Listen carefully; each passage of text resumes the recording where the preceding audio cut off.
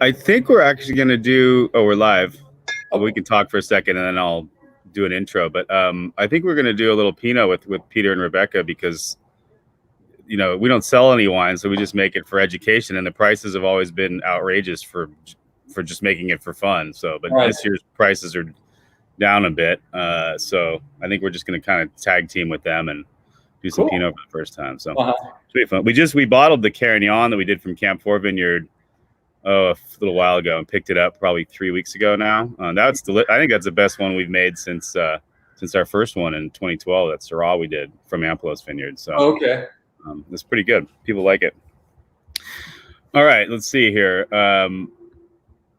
Hello, everybody that's watching. I am Matt Kettmann. I'm a journalist. I'm a senior editor at the Santa Barbara Independent. I'm a contributing editor for Wine Enthusiast magazine, for whom I review about 200 to 300 or so wines a month, including the wines of Norm Yost here from Flying Goat and Karen Steinwachs from Seagrape Wine Company. And she also is the winemaker at Buttonwood, where you may recognize her from as well.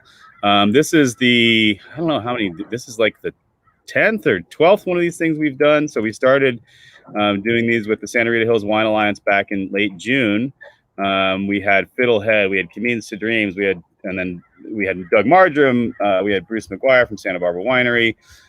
We did Dragonette and Liquid Farm together. We did Temperance and Buscador wines together. We had Greg Brewer and Ken Brown on together. We did a Faciega showcase where Rick Longoria, Adam Tolmack of the Ojai Vineyard, and Billy Wathen of Foxen came on and did some single vineyard discussions from that vineyard that they all share the fruit from. We had a nice event on August 11th with Richard Sanford, where we awarded him the Vintner of the Year, and it was actually a fairly touching affair, as much as these digital things can be. Last week, a couple weeks ago, we did Paul Lotto and Tyler Thomas from Deerberg Winery. Today we have Flying Goat and Seagrape. On September 22nd, we have Transcendence and Crawford family. So that's Joey Gumer and Mark Horvath, who actually started Kenneth Crawford together and ran that brand together for many years. So they're friends from way back, and we'll get to talk about their newer projects, which are still pretty old at this point, decade plus. And then October 6th, the last one we have scheduled so far is Hitching Post. We're going to have Frank Castini and Gray Hartley. And then from Pally Wine Company, we're going to have Aaron Walker, who's also Gray's son-in-law. So we'll have some family time on that one. And then I'll be lining up more events into the fall and winter. So if there's vintners out there who are interested in participating, reach out to Barbara at the Santa Rita Hills Wine Alliance or straight to me, and we can add you to this fun list. The goal of this is to obviously raise some publicity for wineries that are dealing with a very interesting pandemic like the rest of us. And so we're getting the word out there, hopefully in advance, so people can buy some of the wines and taste along with us. That's the ideal situation. But then, we're getting a lot of feedback that people like this because, even for small wineries, if you go in the tasting room, you're not always going to run into the winemaker. And these are direct conversations with winemakers. And usually with some kind of connection too. In today's case, Norm Yost actually hired Karen Steinwachs many years ago when she likes to joke that he was the only guy that would hire her. So, so we'll talk a little bit about that. We're starting off with Norm's Goat Bubbles, which is his sparkling bubbly project, sparkling wine project. He's one of the pioneers of sparkling wine in Santa Barbara County. This particular one is from the 2016 vintage. It's a Blanc de Noir, so made from Pinot Noir grapes from the Ampelos Vineyard in the Santa Rita Hills, where Flying Goat's winery is just down the alley from Ampelos Cellars too. So they're got a close connection there. And what's fun about today is we're going to taste this wine, and then we have a Chardonnay, which is pretty, familiar from the Santa Rita Hills by Karen. And then she brought a rosé of Pinot Gris that I'm really excited to try. And then we will finish up with Flying Goat's, the Rancho Santa Rosa Vineyard from 2015, Pinot Noir. So we can talk a little bit about ageability of Pinot Noir from the Santa Rita Hills as well. But first, the bubbles. And Norm, let's hear your story. What's the Flying Goat story? How'd you get into wine? You've been in it for quite a while. And then tell us when you realized that Santa Rita Hills is a perfect place to make bubbles. Well, I've been cheers to everybody. Cheers. For coming. Actually, to be honest, I'm celebrating my 40th harvest this year. So it's been a wild journey, Toto. My first vintage, actually, I got out of Davis when I was in '81, and I was kind of not sure about a career path. And one of my roommates suggested that I pursue the wine world. I had pursued my degree from college, and I wasn't that interested in. And then, I worked for the state, and I worked for a couple of groups, and Sacramento as a lobbyist, and I realized desk work was not my destiny. And I actually got a job at Silver Oak Winery in Napa Valley doing construction work. So I got my foot in the door in the Napa Valley, and that was quite interesting. But I realized I wanted to learn more about winemaking, and I actually got a job at Monticello Cellars in 1982. That was in my second vintage, and started really, getting involved in the winemaking aspect and learning, hands-on all the coursework. And I also went to Davis and learning hands-on, making Pinot Noir, Chardonnay, and Gewürztraminer, and all these grapes, from a well-known winery in Napa Valley. And that really just intrigued me, the whole aspect of small lots of wine and, from, some great vineyards. And I think that was kind of the beginning of where it all started for me. And we worked on Pinot Noir and sparkling wine there. And those were kind of the two wines that have kind of always led my path for flying out Cellars. So fast forward, I took courses at Davis, and I actually worked in the Russian River making Pinot Noir and sparkling wine. I actually worked in Australia, one harvest. So I double dipped one year. And then I spent some time in Oregon and was kind of, working along the same lines as Pinot Noir and sparkling wine. So in '98, I actually came back to California and started at Foley Estates Winery. And that was kind of my entry into the Santa Rita Hills and into Santa Barbara County. And that was the beginning of that brand too, right? Yes, that was the beginning. I was actually involved with the putting together the winery. It was actually an old horse barn there on 246, and actually helped put it together and put a winery in there. And that was an exciting project. And then also just working with that property, the 500 acres and 200 it was planted, and being involved in that was really exciting. And then just being on the groundwork of what Santa Rita Hills was about to become was also, new to me, because it was a new growing region, and, experimenting with different clones and different sites. For me, that was, something the whole region had a lot of excitement. There's a lot of energy. And while it was right when people were developing the appellation proposal too, right? Right. Yeah, there wasn't a lot of work going on, but there was a lot of the Santa Rita Hills Alliance was starting to form, and there was a lot of meetings, and then there was also the actual application process, which occurred a few years later on. And I think that that really was that was exciting times. Everybody was kind of new and trying to figure it out. And when I was at Foley Estates, they allowed me to make a little bit of wine on the side, and that's when I actually started Flying Goat Cellars. So I bought grapes from a vineyard in Santa Maria Valley called Santa Maria Hills Vineyard, and that was my first harvest. And at the time, I had a couple pygmy goats that I brought back from Oregon, and they were my lawnmowers and pets. And at the time, I really didn't know what I was going to call the winery. I had several ideas, but none of them really stuck. So at the time, I had some friends come over, and we were drinking a lot of wine, and the goats used to climb on the goat house, and they used to jump off the goat house. That's just how the goats are. That's their way of being. And while we were, talking, having a barbecue and drinking wine, and the goats kept jumping off the goat house, and the more wine flowed. And from there, it just, let's call this winery Flying Goat Cellars, and the name stuck, and it was meant to be fun. At the time, I only was 250 cases, and the idea was to have a fun name and just to have a really serious wine. And that was kind of the beginning of the project. And what vintage was that one? That was in 2000. Okay, cool. So that was does Santa Maria Hills Vineyard still exist? It still exists. It's on Clark and Telephone Road. It's right by Lake Maria Estates, where those big eucalyptus trees are.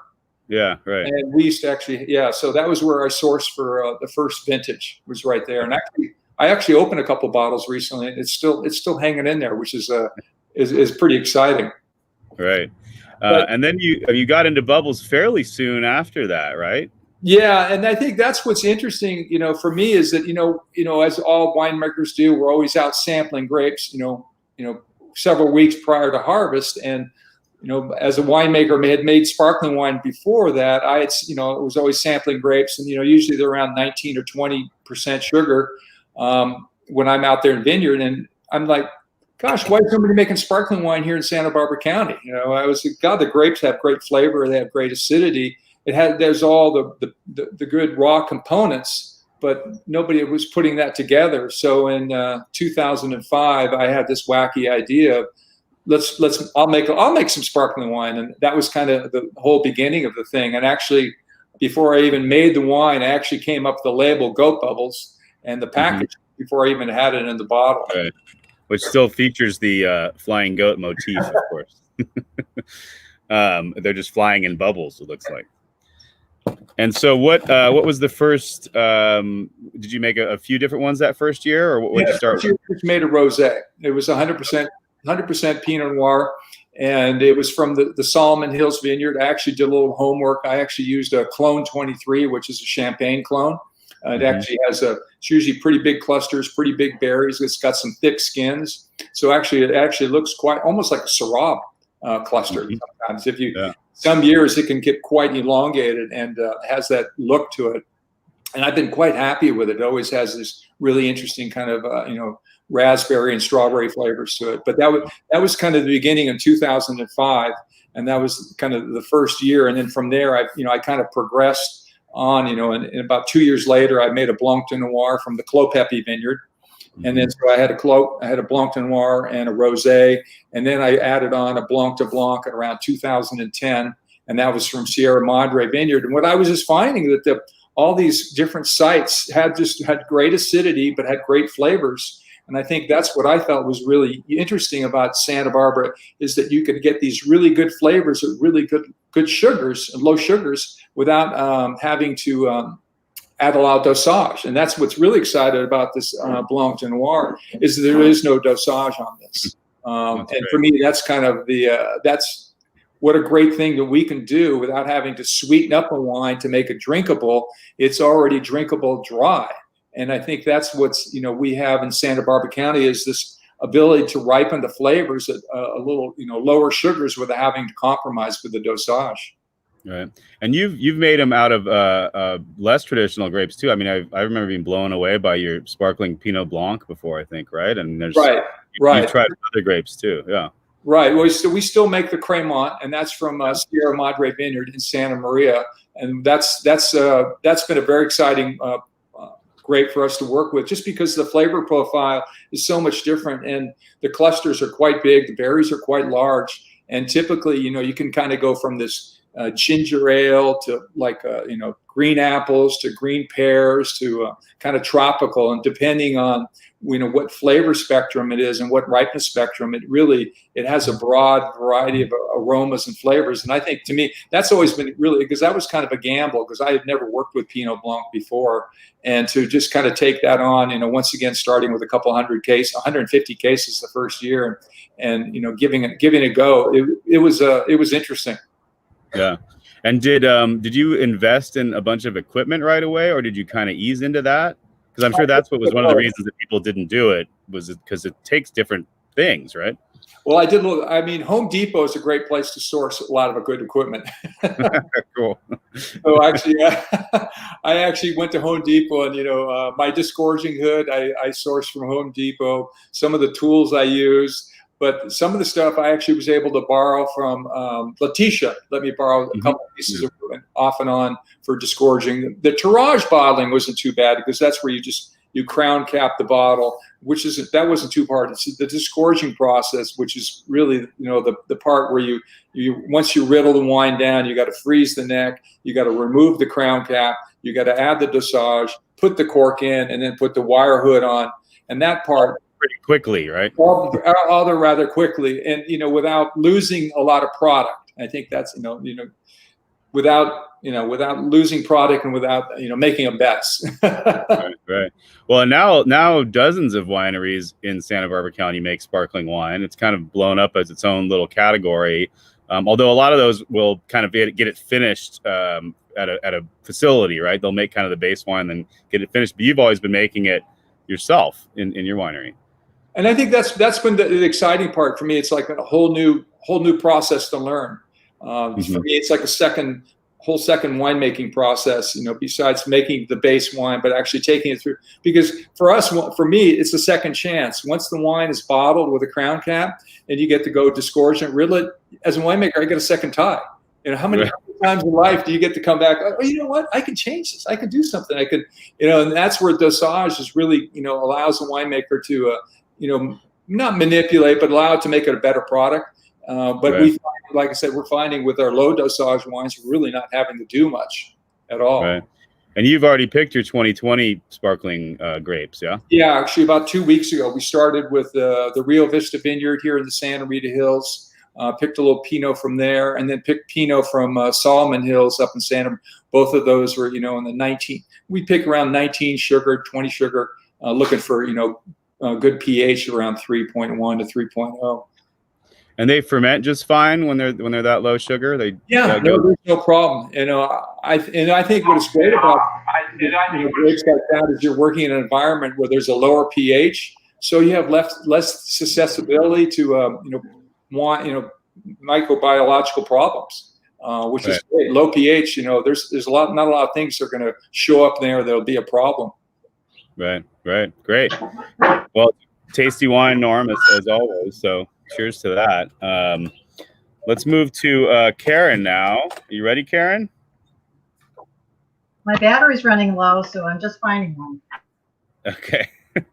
So tell us a little bit about your winemaking background, and then how Norm's part of that, and then also we'll start sipping on your 2017 Zodovich Vineyard Chardonnay as well. And she just vanished for a second. Karen, where'd you go? Where'd Karen go? So do you remember when Karen first came to you, Norm? Yeah, it was back in 2001. I was at Foley Estates and was looking for some cellar help. And I had actually had quite a few resumes, and Karen's resume popped up. And, here's this former tech worker. She worked down in, I forgot, Century City. And but the interesting part of her resume was that she had worked on, her family had a farm in upstate New York, and that was the part that caught my eye because when I was at Foley, I'd get all kinds of resumes. Oh, I can do this, do that, and they show up and they're not ready to work.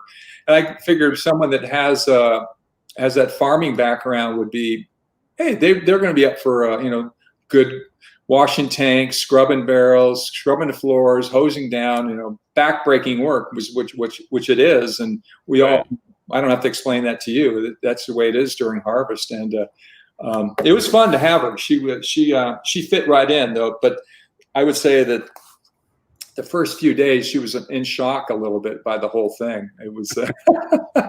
Yeah, because it was her second. This is her second career, basically. She had a pretty successful tech career, but got sick of that and wanted to do something with her hands, I think. So yeah. Well, I remember that I went that year at Foley. We did like 500 or 600 tons of grapes, and we were actually doing the processing. And I remember her first day of harvest, we processed like 3 tons of grapes, and she helped shovel stems and move things around. And she goes, "Man, that's a lot of work. How many tons we do?" "Oh, we did 3. "How many are we doing?" "Oh, 500. That's great. That's a good crash course in learning there. Yeah. And with Foley, those wines, they caught attention pretty quickly, if I remember correctly. Yeah. It was, I think, well, at the beginning, it was, a lot of the fruit, and that's kind of interesting because a lot of the fruit that we source from is where I got Flying Goat fruit from. So in the beginning, he didn't have all Santa Rita Hills. He had Deerberg Vineyard, Santa Maria, Solomon Hills. And hey, there she is. Karen's back. We're talking smack about you. Yeah. So tell us, can you hear us? You're good? I believe that came from the computer world, huh? Yeah. Yep. Cool. So tell us your story. I mean, we're going over a little of it. I mean, winemaking is your second career, essentially, right? You were in tech before? I was, yeah. So I was working in Century City in a high-rise and living in Redondo Beach. And we were in one of these not venture, but self-funded. We're going to make $1 million. We all had stock options, and then the dot-com thing happened, and we went dot-com, but we didn't have any more money, couldn't get any venture capital, and well, we were all sitting around the boardroom commiserating. I decided that I was just going to take a little break and come up here and work harvest. And because my late husband and I had come up here quite often, we knew a lot of winemakers, and I thought they would be absolutely thrilled with the fact that I was going to help them with harvest. And turned out to be not quite the situation. Kind of being in sales and marketing my whole life, I could kind of hear the, oh crap, man. She's like, they buy a lot of wine, but she's a girl and she's old and she doesn't have any experience. So there was a lot of very polite refusals. But as I said, I was in high tech. So at that time, Allen Hancock didn't really have a lot of protection on their internal website. So I actually hacked into their job board, and I found that Norm was looking for a harvest intern. And I contacted Norm with my resume, and he was a little curious, I guess, the vice president of this and that and the whole thing. And he's actually the only one who would get back to me. And I think it was just out of pure curiosity. So he said, well, okay, but I'm going to have to let you go in October. And I'm like, well, that'll be perfect. This was September.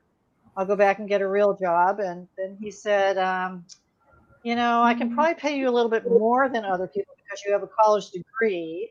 So I can pay you $7.50 an hour, which I was a little nonplussed at because I actually wasn't expected to be paid, but I was, immediately doing $7.50 an hour times 40 hours, thinking, how the heck do people live on something like that? And then he said, it's really hard work, and you're going to be outside, and there's a lot of bees, and I mean, he was trying to talk me out of it. I swear he was, and I'm like, oh, bees. No, I'm really allergic to bees, but I wasn't going to tell him that, so I thought I'll just get a bunch of EpiPens. Oh, that's right. And then he said, well, maybe you should come up and meet me first. And I'm thinking, I know he wants to see if I look like I can physically do this, right? So we drove up, and I got the job, and then I came back the next Saturday to start my, and all I wanted to do is have somebody else tell me what to do. I didn't want to make any decisions, no management, nothing. It's just I was so tired of trying to be in charge. And so I came up the next Saturday, and it was during that weird Solvang, that Danish days thing. So it was a little odd anyway. And my job was to shovel stems out of the destemmer. So we were processing Pinot Noir, and we shoveled stems and shoveled stems and shoveled stems. I had these massive blisters on my hands. And at the end of the day, I was like, wow. I mean, I was exhausted. And I said, Norm, how many tons did we do? And he said, 7. And I'm like, wow, 7 tons. That's incredible. That's such a lot of grapes. And he was giving me that Norm look, which is, kind of like when you see and this is not a disparagement at all, but that golden retriever look when the golden retriever just kind of looks at you like, what? Norm's giving me that look, and I'm like, why? How many tons are we going to do? And he said it was something like 640. And I was like, alrighty then. So that was when we were making Foley wines over on Alamo Pintado, so we had Lincourt. And because Rancho Santa Rosa wasn't ready yet, all these big tanks that Norm had bought for Rancho Santa Rosa were sitting in the parking lot outside the old Carrie Cellars place there. And remember, Norm, as we filled them up and the summer got hot, they started sinking into the asphalt. It was like, oh my God. Then what he made me do, he made me go, we were pumping over or something, which I didn't know anything about. Well, he said, are you afraid of heights? And I said, no. I am afraid of ladders, a different story entirely. So he made me climb up this ladder on the side of this slippery tank to pump over. And said, I don't know what I was doing, just pump this thing over. So I'm doing this whole thing. And then, he said, no, this isn't getting enough in. So he put a picking bin top on the top of the cap of this massive tank of Pinot Noir and told me to stand on it in the middle of this thing and to like, go around it. And then I kept thinking, all right, now I'm on an island in the middle of this giant tank in the middle of this parking lot. Nobody's around, right? And there's bees. And I'm like, wow, this is a great job. $7.50 an hour. I don't think it was an OSHA violation, though. So that's how But you stuck around. What happened was, well, see, then what happened was they put me in charge of the charge. I wasn't allowed to drive the forklift or anything, but they put me in charge of this big Chardonnay press, right? And it was only used for Chardonnay. Well, there's this lovely gentleman that used to work at Foley called Fred Goleen, and Fred is an animal. He's probably 80 now, right, Fred or Norm? Anyway, he can't do anything except double fast, right? So he's driving the forklift. He was crashing into things. He's like dumping these Chardonnay grapes in there. They're getting stuck in the hopper. I'd have to go up with this big PVC pipe and try to shove these grapes into this press. And then it wasn't pressing them enough. So then we would start the whole press cycle all over again. And, I'm like, this just isn't very efficient. At the same time, I'm talking to myself saying, like, you're you're just here to do what they tell you. And by the way, $7.50 an hour is going to go into overtime and you're going to make like $10. So, and finally, at this very hot day one day, I said, like, Norm, this is just nonsense. Can't we just reprogram this press so that it presses everything the first time and we don't have to do it 3 times and be here until 10 o'clock at night? And he said, do you think you can do that? And I said, well, it's just got a little computer in it. He goes, but the manual's in Italian. And I said, listen, I work for Seiko Epson. I could read Japanese manuals. I can probably figure an Italian one out. So I reprogrammed the press. And after that, Norm told me, he said, I was very detail oriented. And I took that to mean that he thought I was kind of anal retentive and I might have a little bit of use. So he hired me first as an enologist, and then I got promoted to assistant wine. Oh, and by the way, my late husband, who was a scientist, as you know, Matt, he thought it was absolutely ridiculous that me, who has absolutely, like, my whole background's in art and marketing, because it's ridiculous they would hire you to do any kind of science because you just don't understand it. I'm like, that's true. But yeah. And Norm would always say, like, well, what's the pH? I'm like, what the hell is a pH? So anyway. And so how long did you work with Norm then? Yeah, go ahead. Well, I was there. So Norm got exfoliated, as we say, in 2004. Wasn't that, Norm? Yes. I think it was 2004. April 2004. Yeah. So I had secretly taken a job to go work with Kathy Joseph over at Fiddlehead, but she wasn't ready to take me on yet because her assistant winemaker Helen was going off to Spain. So we hadn't told anybody that I was leaving. And then Norm left, and then I had already quit, but we hadn't told them I had quit. So it was a little awkward, but it was early part of 2004 that both Norm and I left. Okay, great. And then when did you start with Buttonwood? So I was with Kathy at Fiddlehead from 04 to 07, and I started at Buttonwood in the early part of 2007. Okay, great. And so then when did Seagrape start? When I came to Buttonwood. So part of my thing was that, they would allow me to make wine here. My late husband, Dave, was really very much into figuring out Pinot Noir from Santa Rita Hills, particularly. So we came up with this same kind of thing, like, what do you call a winery, right, or a wine? And I think Norm and I are both smart enough to not have named it after ourselves, because you can see what happens, right? Somebody else buys your brand and then you lose your name. Right. So we were sitting on the beach in St. Croix, where I used to live, and that beach is called Grape Tree Beach. And we decided to call it, and that's named after a tree, the Seagrape Cellars. So we called it the Seagrape Wine Company. Great. And we just started out with just Chardonnay and Pinot from Santa Rita Hills, and now it's a little bit bigger. Yeah, so we're trying the Chardonnay, and we're about to try the Rosé Pinot Gris, and so you also make Pinot Noir. What else are you making? I make Gewürztraminer. I guess that's all. Just right now, Chardonnay, Gewürztraminer, the Pinot Gris, and Pinot Noir. Mm-hmm. And then you have a relationship with the Hibbets family, right? And let's move on to this Chardonnay is great. If you want to say anything particularly about That or about Zota Beach Vineyard. Good job on the Chardonnay, Karen. Oh, pardon? Well, so I do, I don't make very much wine, and I only make one Chardonnay. So I try to make it that's going to have a broad enough appeal. And it's got all that really pretty maritime influence of Zota Beach. So you get all that kind of salinity that I like. Then I make it about 1/3 each stainless steel, neutral French oak, and once or twice used French oak. And it goes through as much malolactic as it wants. I don't encourage it. I don't inhibit it. And it really is a vineyard. I don't, really do too much to other than, not doing a lot of influence on oak. I like a little bit of the texture from the oak, particularly the neutral oak, because otherwise it's very, very racy. But I really like the way that salinity from the ocean comes through. Right. Great. So yeah. And then tell us about the rosé of Pinot Gris and the Hibbets Ranch.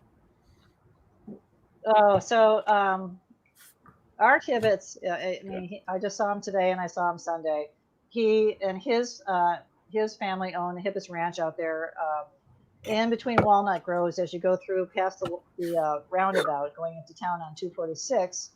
And I got to know him when I first came to Buttonwood because he and Betty Williams, who was the founder here, and Michael Benedict together had founded the Land Trust of San Ynez Valley initially, which turned into the Land Trust of Santa Barbara County, to keep land in agriculture.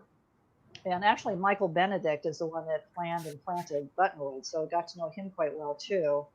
But the Hibbets are great people. He came to one of the Buttonwood farm dinners, and he said to me, he had just been down visiting Betty in the house, and he said, so Betty says, you really like Pinot Noir. And that would have been in 07. And I said, yeah, I like Pinot Noir. He goes, well, I have some. Do you want to make wine from it? And I was like, where?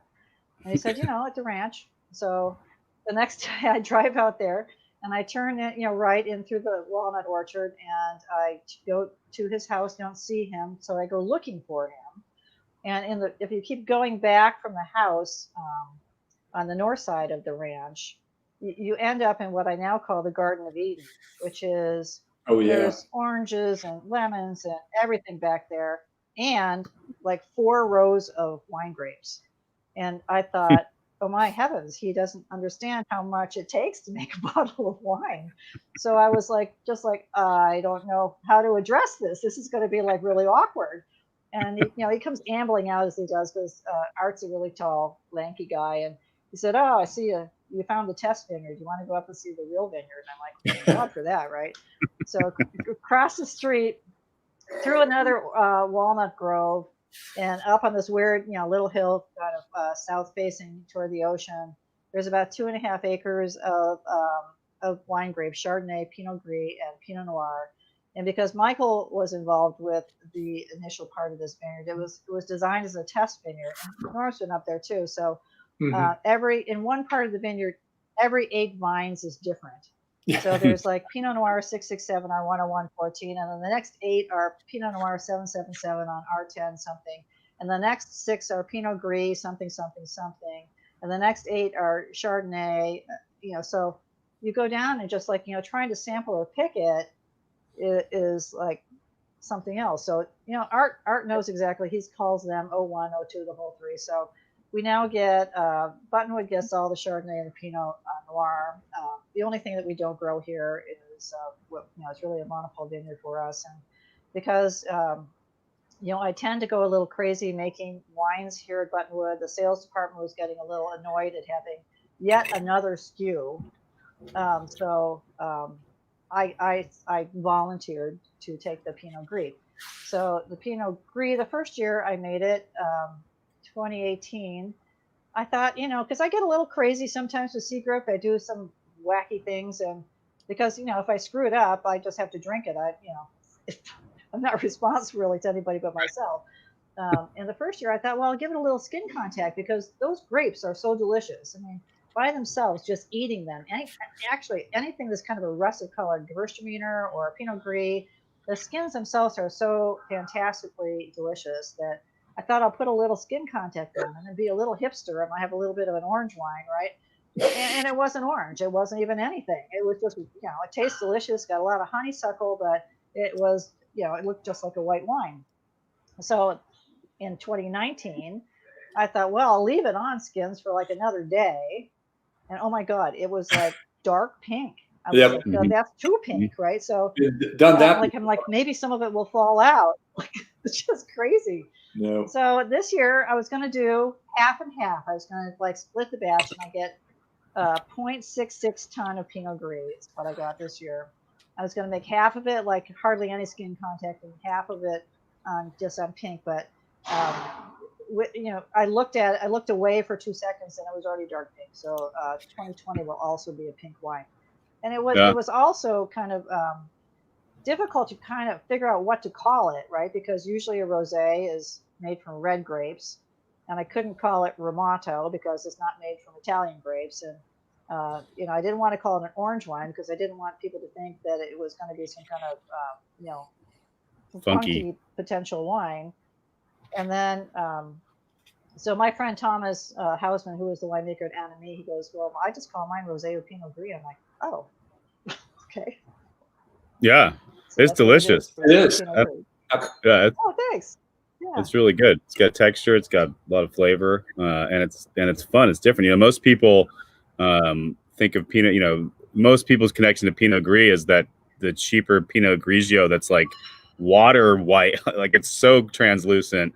It can look like water sometimes, and also the cheaper versions don't have much flavor, and this is like the complete opposite of that. So I don't see why more people don't use the color from those grapes. There must have been some trend that happened at some point over the last 100 years where they wanted to get them totally, as white wines. I'm not sure why that is. Obviously, there's some of that coming back with the orange wine thing, but you kind of hinted at it. A lot of those orange wines are kind of funky and tangy, and I don't know. So we'll see. It's fun to see all these different experimentations and new ways of making grapes that we've known for a long time. So.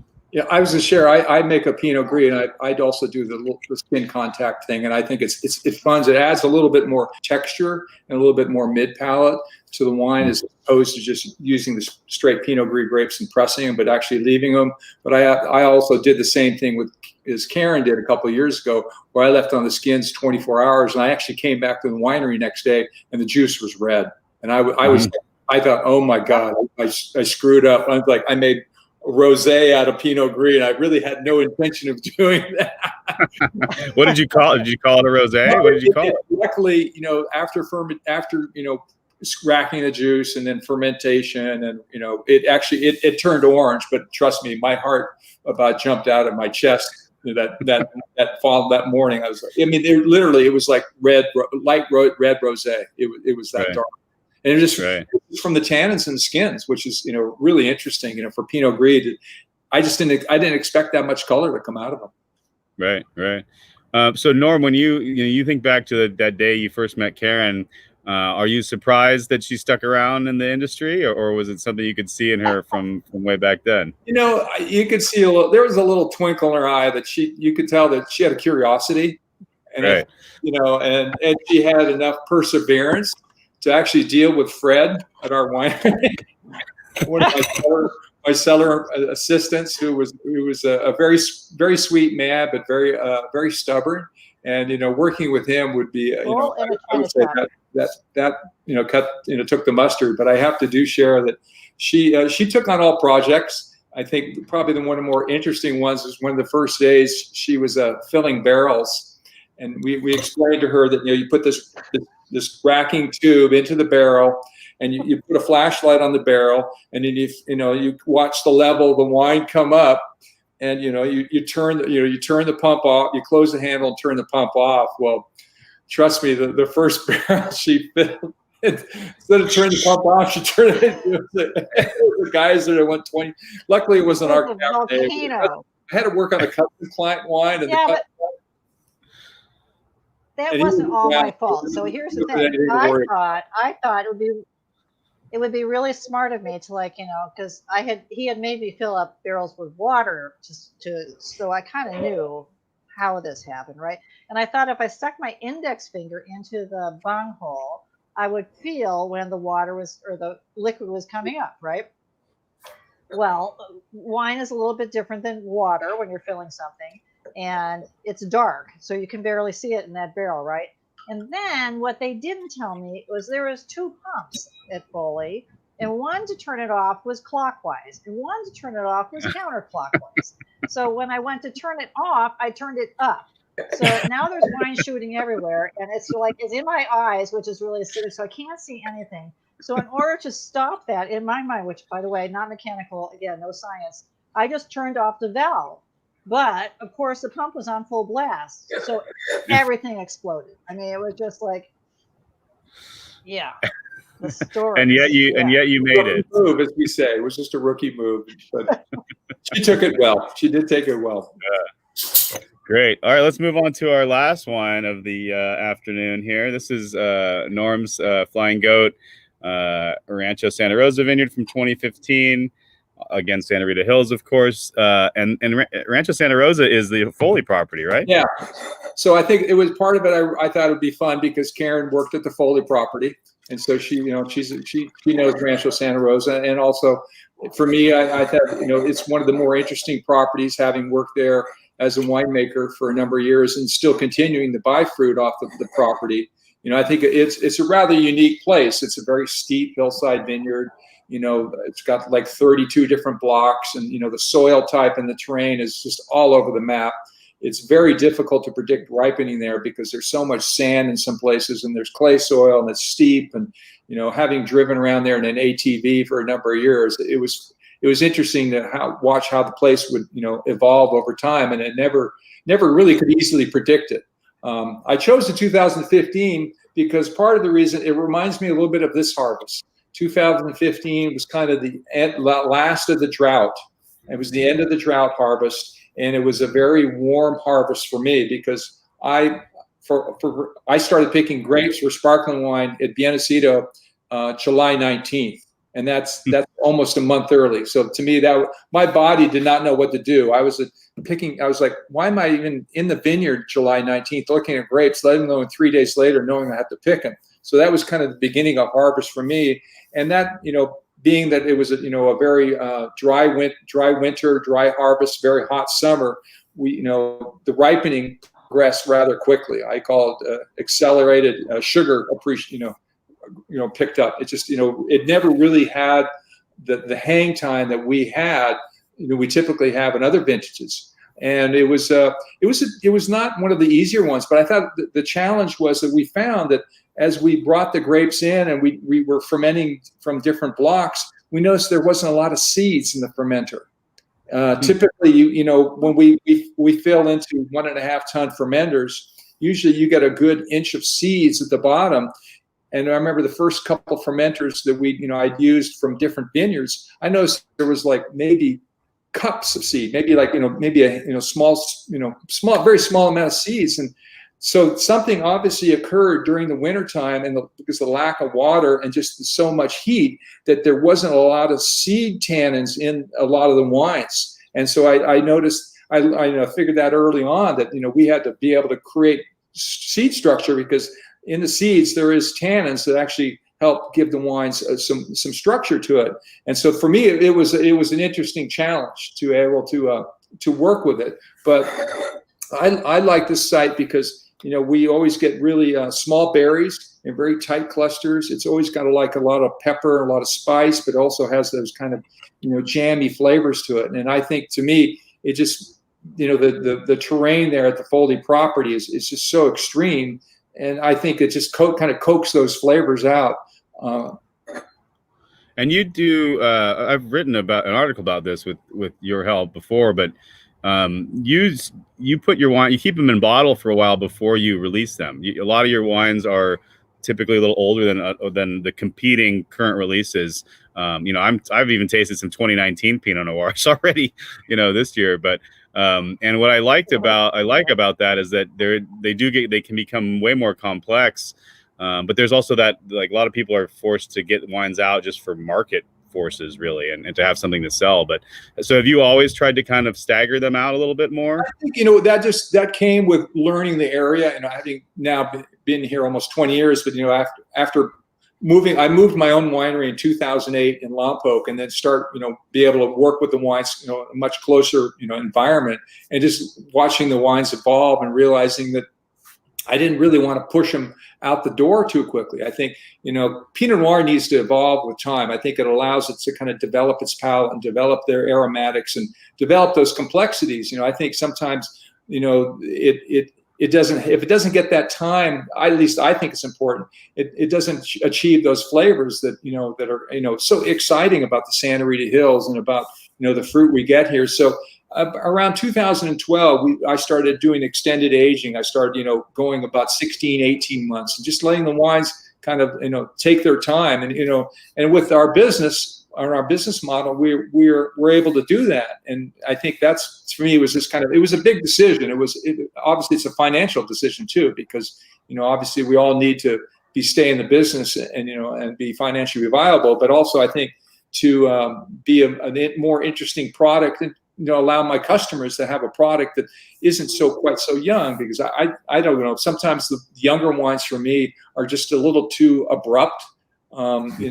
The fruits here, the tannins here, and I hate to tell my customers, well, you got to wait 6 months before you can really enjoy this wine. Where I'd rather say, hey, here you go. This is a 2017. It's tasting great, or a 2014. It's got all the complexities. You don't have to wait. And I think, for us, that's the most important thing. What vintage is your current release right now for most of the Pinots?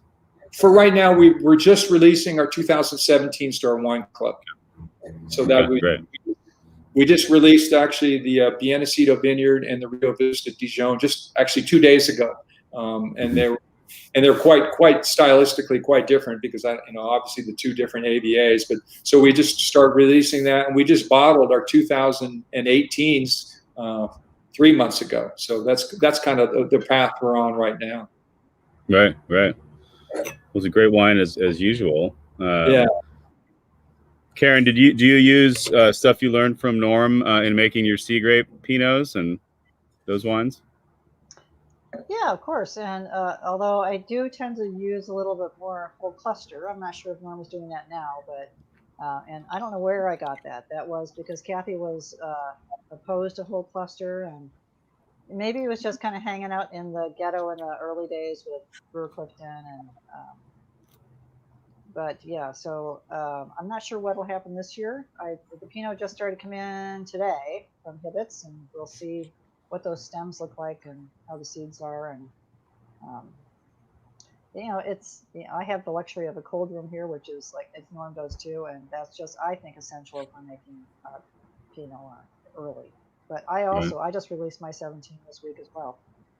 Right. Cool.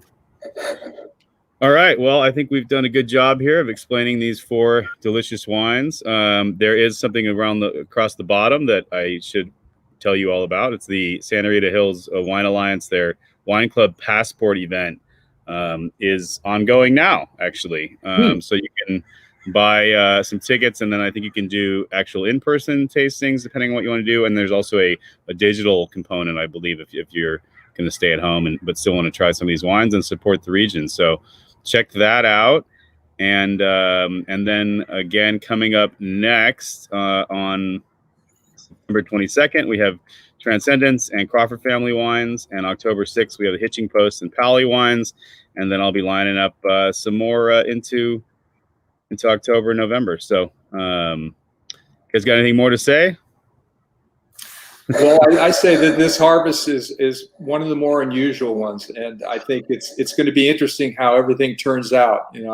I feel like a lot of people are kind of at their kind of stretched personally and culturally, and I think it's going to be one that we'll all have to remember and sit down and talk about at some point in time. But I think I'm excited about it. It seems like every year a new harvest comes and you get an opportunity to start something new and start fresh. It's like, having a fresh canvas to work with. And I think that's how I look at it, is you just have to be willing to take that on and, do the best you can with what you have. Great. Well, cheers to that, and cheers to you guys. Cheers. It's 2020. It's a weird year. So hopefully the wines turn out great. Yeah. Okay, cheers, everyone, and thank you all for going right so far. shows. Thank you all for watching. See you in a couple weeks. Thank Bye. you. Yeah. Bye.